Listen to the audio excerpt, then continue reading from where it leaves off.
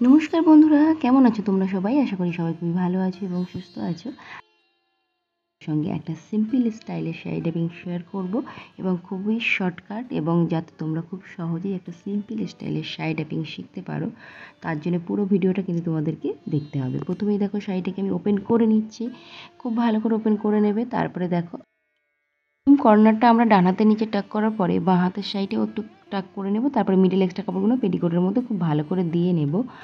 আর দেখতে পাচ্ছ খুব ভালো করে সামনের দিক দিয়ে ছড়িয়ে দেবে যাতে টামিটা না ফোলা ফোলা লাগে। পিছন দিক দিয়ে খুব টাইটভাবে টেনে আনবে, তার কারণ এই ক্ষেত্রে তোমাদেরকে যতটা টাইটভাবে টেনে আনবে ততটাই কিন্তু স্লিম দেখাতে সাহায্য করবে।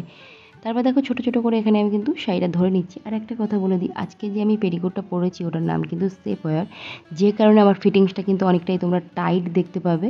তো তোমরা যদি এরকম টাইট ফিটিংস হবে শাড়ি পরতে চাও তাহলে কিন্তু অনেক অংশে কিন্তু পেটিকোটও দায়ী থাকে।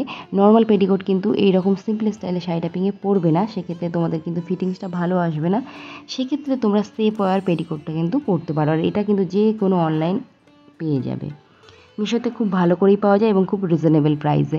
তো তারপরে দেখো এখানে আমি একটা কর্নার ধরে নিলাম, আর বাঁ হাতের বাঁ সাইড থেকে এই কর্নারটাকে আমরা রেডি করব। প্রথমে দেখেছো তিনটে আঙুল পিছনে রেখেছি, সামনে দুটো আঙুলকে কাঁচির মতো ধরেছি। প্রথম প্লিটটা আমরা বড় রাখছি, তারপর থেকে প্লিটটা কিন্তু 1/2 ইঞ্চি করে বুড়ো আঙুলটাকে সামনের দিকে সরিয়ে এনে ভাঁজগুলো রেডি করবে। আর লাস্ট প্লিটটা দেখো ঠিক এভাবে কিন্তু তোমরা উল্টে নেবে। দেখতে পাচ্ছ উল্টে নিয়েছি। তারপরে একটা একটা করে এখানে মাথা আমি সুন্দর করে ধরে নেব। ধরে নেওয়ার পরে চাইলে কিন্তু উপরে তোমরা একটা instant safety pin pin up করে রাখতে পারো। তার কারণ হচ্ছে যারা একদম বিগিনার্স প্রথমবার শাড়ি পরছো তোমাদের কিন্তু হাত স্লিপ করতেই পারে, সেক্ষেত্রে প্রথমে যতটুকু তোমরা কষ্ট করে রেডি করছো ওটাকেই পিন আপ করে নাও। তারপরে চাইলে কিন্তু যতটুকু করে রেডি করবে ততটুকু জায়গাতে একটা করে সেফটি পিন এখানে পিন আপ করে রাখতে পারো। তো এখানে দেখো আমি একটু একটু করেই রেডি করে নিচ্ছি, আর একটু রেডি হয়ে গেলেই কিন্তু নিচের দিকের ভাঁজগুলো তোমরা খুব সহজেই কিন্তু ধরতে পারবে।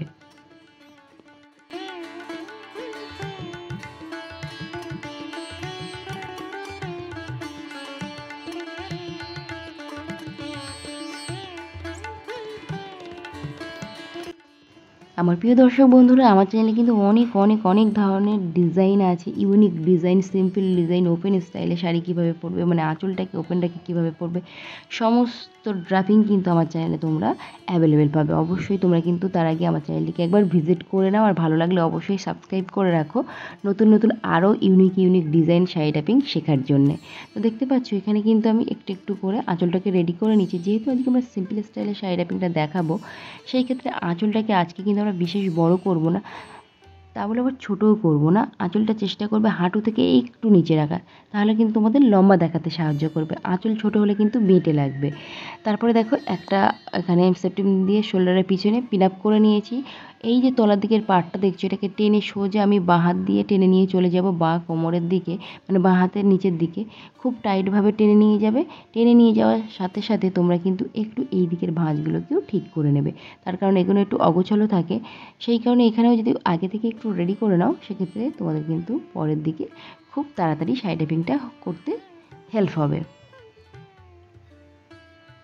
তারপরে দেখতে পাচ্ছ কোমরের এখানে খুব টাইটভাবে ধরবে, যতটা সম্ভব টাইট করার চেষ্টা করবে।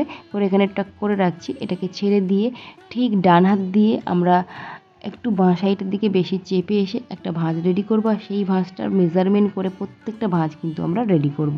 আর কুচির ক্ষেত্রে একটা কথা সবসময় মাথায় রাখবে, কুচির ক্ষেত্রে লাস্ট প্লেটটা কিন্তু বড় করবে, মানে দেখতে পাচ্ছ একদম লাস্ট যে প্লেটটা হবে সেটা কিন্তু আমাদের বড় রাখতে হবে। তার একটাই রিজন, নিচের দিকের ভাঁজ কিন্তু আমাদের সমান করতে হবে।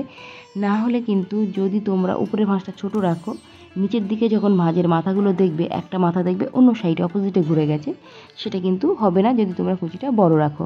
একটু একটু করে এখানে কিন্তু আমি রেডি করে নেওয়ার পর হাত দিয়ে চেপে নিয়েছি, তার কারণ হচ্ছে যত সময় তোমরা সম্ভব হবে যতটা নিচু ঝুঁকে গিয়ে একদম উপর থেকে নিচ পর্যন্ত একবার হাত দিয়ে চেপে নেবে ঠিকঠাক করে ধরে নিয়ে, তাহলে আমাদের ভাঁজগুলো সুন্দর প্রমিনেন্টভাবে দেখতে সাহায্য করে, মানে সুন্দর লাগে।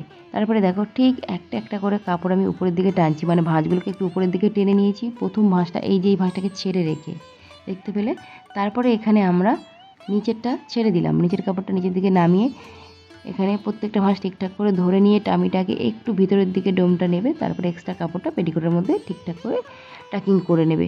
যদি মোটা লাগে তাহলে চারিদিকে একটু কুচিটাকে ছড়িয়ে দেবে। এখান থেকে আমি ডান হাতটাকে বাঁ সাইড কোমরের দিকে বার করব, যে কাপড়টা আমি ছেড়ে রেখেছিলাম সেটাকে টেনে বার করব। এখান থেকে খুব ভালো করে দেখো কাপড়টাকে টেনে বার করবে। টেনে বার করার পরে তোমরা কিন্তু এদিকটা দেখবে যে কতটা টাইট আছে। তারপরে কিন্তু এই কাপড়টাকে টাইটভাবে টুইস্ট করবে, রাউন্ড রাউন্ড করে এখানে পেটিকোটের মধ্যে খুব ভালো করে টাক করবে। তারপরে সাইডের দিকে কাপড় টাকিং করে নেওয়ার পরে এইদিকে আমরা ভাঁজটা একটু একটু করে রেডি করব। তার কারণ এখানে কিন্তু খুবই টাইট থাকে, যে কারণে ভাঁজ তোমরা চাইলে একটু ঠিকঠাক করে নিতে পারো বা অলরেডি ঠিক থাকে। তো এখানে আমি একটু ঠিক করে নিলাম, দেখতে পাচ্ছ। ভাঁজগুলো সুন্দরভাবে রেডি করে নেবে। চাইলে এখানে একটা সেফটি পিনও কিন্তু তোমরা এই কুচিতে পিন আপ করে রাখতে পারো। তো এখানে উপরের ভাঁজগুলো আমি আরও একবার ঠিক করে নিচ্ছি। তারপরে এখানে চাইলে কিন্তু অবশ্যই একটা সেফটি পিন তোমরা পিন আপ করে রাখতে পারো। আর এখানে সেফটি পিনটা কীভাবে পিন আপ করবে একবার খুব ভালো করে দেখে নাও। তো সেফটি পিনটা নেওয়ার পরে ঠিক ব্লাউজের ভিতর থেকে পিন আপ করবে। লাস্টের কাপড়টা মানে একদম উপরে যেটা আছে সেটাকে ছেড়ে দিয়ে তারপরে কিন্তু তোমরা পিন আপটা রেডি করবে। এখানে ভাঁজগুলো দেখতে পাচ্ছ, এটা কিন্তু তোমরা অবশ্যই ঠিকঠাকভাবে পিন আপটা করবে, নাহলে কিন্তু পিন আপ দেখা যাবে। পিন আপ দেখা গেলে খুব একটা কিন্তু ভালো লাগে না।